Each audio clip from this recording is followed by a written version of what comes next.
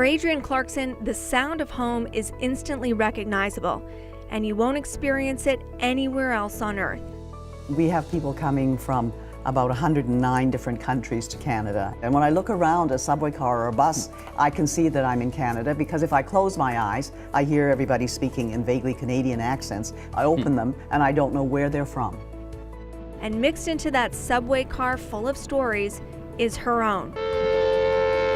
Adrienne was just 3 when her family fled Hong Kong and came to Ottawa as refugees. When they arrived, Adrienne's father understood something immediately and intuitively.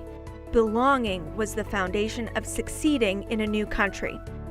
He urged Adrienne to study French so she'd have as many tools as possible to fit in and thrive. Immigrating is a courageous act and a leap of faith, and Adrienne continued to embody that bravery as she grew up. Immigration enriches Canada, and that immigrants create businesses, do things, become part of something that makes us richer. And you look at every group that's ever come here and see what they have done when they've had the opportunity to. And we have been enormously enriched by our immigration.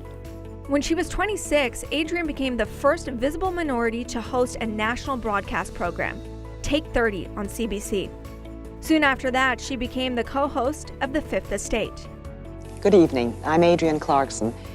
And while coming to Canada had opened up so many doors for Adrienne, there were exciting opportunities to be had by leaving Canada too. In the 80s, she headed to France to serve as the first Agent General for Ontario.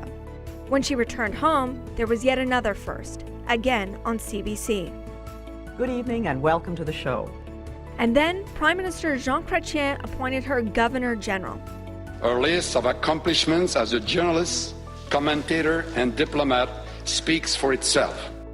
When Adrienne stepped into that role, it was an unprecedented moment in so many ways. Adrienne strove to build a stronger sense of belonging across the country throughout her mandate.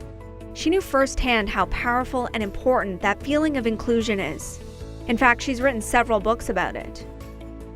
Upon leaving Rideau Hall, Adrienne and her husband, John Ralston Saul, went on to launch the Institute for Canadian Citizenship, which helps new citizens to become actively involved and included in Canadian life.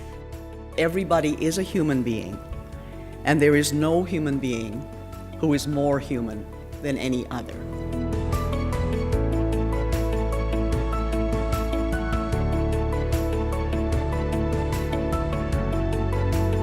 And today, Canada is simply a stronger country because Adrienne found her place in it. You can never act in isolation. You have to be with other people in order to be yourself. That is the paradox of being a citizen.